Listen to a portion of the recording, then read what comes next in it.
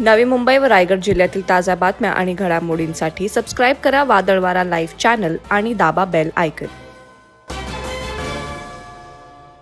कर्जत तालुक्यातील रजुपे येथे 27 वर्ष विवाहितेचा झाडाला साडीनं गळफास लावून लटकलेल्या अवस्थेत मृतदेह आढळून आला होता। या घटनेमुळे परिसरात एकच खळबळ उडाली होती।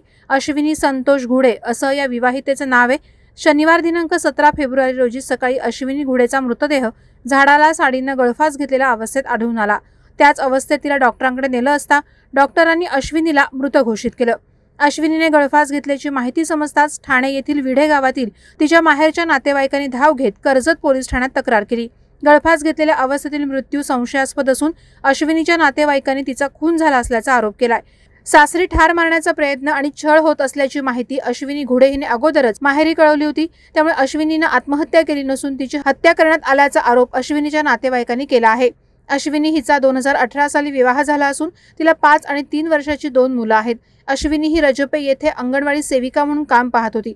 सासरी छळ होत असून तिला ठार मारू शकतात अशी कल्पना तिने याआधीच माहेरच्यांना दिली असल्याची माहिती भाऊ देवेश मंगल शिंगळे यांनी दिली आहे। त्यानुसार कर्जत पोलीस ठाणे येथे आरोपी संतोष घुडे आणि कुटुंबातील तिघांविरोधात गुन्हा दाखल केला असून आरोपींना ताब्यात घेण्यात आलाय। अधिक तपास कर्जत पोलीस ठाण्याचे निरीक्षक सुरेंद्र गरड यांच्या मार्गदर्शनाखाली सहाय्यक पोलीस निरीक्षक सय्यद हे करत आहेत।